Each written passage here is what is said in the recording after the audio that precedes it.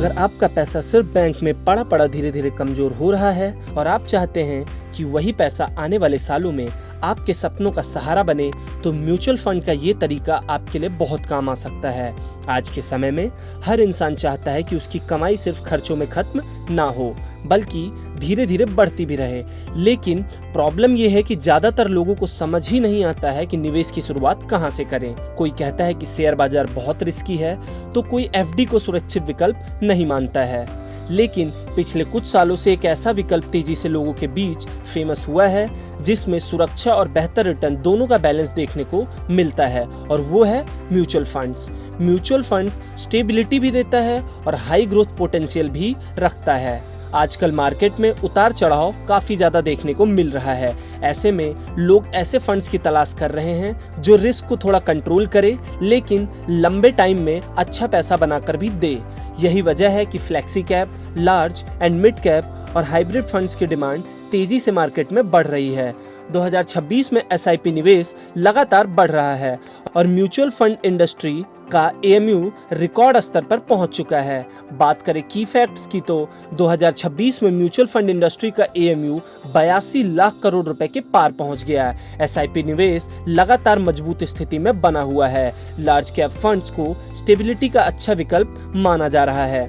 Mid cap और small cap funds में high growth potential लोग देख रहे हैं। फ्लेक्सी कैप फंड्स स्टेबिलिटी और ग्रोथ के लिए एक अच्छा विकल्प माना जा रहा है। लॉन्ग टर्म एसआईपी स्ट्रेटेजी को सबसे सुरक्षित तरीका लोग मान रहे हैं। अब सवाल आता है कि आम आदमी म्यूचुअल फंड में निवेश कैसे करे। म्यूचुअल फंड में निवेश करने का आसान तरीका, पहला स्टेप होता है आप अपना गोल फिक्स करें। अगर आपको 5-10 साल का बड़ा पैसा बनाना है, जैसे घर खरीदना हो, बच्चों की पढ़ाई या रिटायरमेंट की प्लानिंग करनी हो, तब इक्विटी म्यूचुअल फंड अच्छे ऑप्शन माने जाते हैं। अब बात करते हैं स्टेप्स की, तो स्टेप 1 है केवाईसी कंप्लीट करना। म्यूचुअल फंड में निवेश शुरू करने के लिए सबसे पहले जरूरी होता है केवाईसी।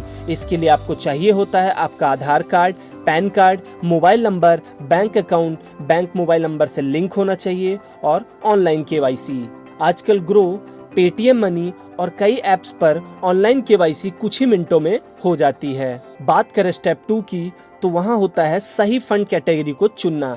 अगर आप कम रिस्क चाहते हैं तो लार्ज कैप फंड्स अच्छा माना जाता है। थोड़ा ज्यादा रिटर्न चाहिए तो मिड कैप या स्मॉल कैप फंड चुना जा सकता है। लेकिन एक्सपर्ट्स अक्सर सलाह देते हैं कि शुरुआत फ्लेक्सी कैप फंड से करना चाहिए, क्योंकि इसमें स्टेबिलिटी और ग्रोथ दोनों का बैलेंस देखने को मिलता है। म्यूचुअल फंड में सबसे आसान तरीका एसआईपी यानी सिस्टमैटिक इन्वेस्टमेंट प्लान माना जाता है। आप इसमें हर महीने एक तय रकम अपने आप निवेश होती रहती है। एग्जाम्पल के लिए 500 रुपए मंथली एसआईपी, 2000 रुपए मंथली एसआईपी या फिर 5000 रुपए मंथली एसआईपी। धीरे धीरे कंपाउंडिंग का फायदा आपको देखने को मिलेगा। निवेशकों के अनुभव में ये भी देखने को मिला है कि long term SIP strategy market की वोलेटिलिटी को संभालने में मदद करती है। बात करें स्टेप 4 की, तो लॉन्ग टर्म में बने रहना बेहद जरूरी है। कई लोग मार्केट गिरते ही पैसा निकाल लेते हैं, लेकिन एक्सपर्ट्स मानते हैं कि म्यूचुअल फंड में असली फायदा लॉन्ग टर्म इन्वेस्टमेंट में ही देखने को मिलता है। 2026 में भी मार्केट में उतार चढ़ाव के बावजूद एसआईपी का निवेश वहीं का वहीं मजबूत बना रहा और निवेशकों ने धैर्य बनाए रखा। आखिर कौन सा फंड बेहतर माना जाता है? स्टेबिलिटी के लिए लार्ज कैप और हाइब्रिड फंड्स में निवेश करें। ग्रोथ के लिए मिड कैप और स्मॉल कैप बेहतर माने जाते हैं। और अगर आपको दोनों का बैलेंस चाहिए तो आप फ्लेक्सी कैप फंड्स में निवेश कर सकते हैं।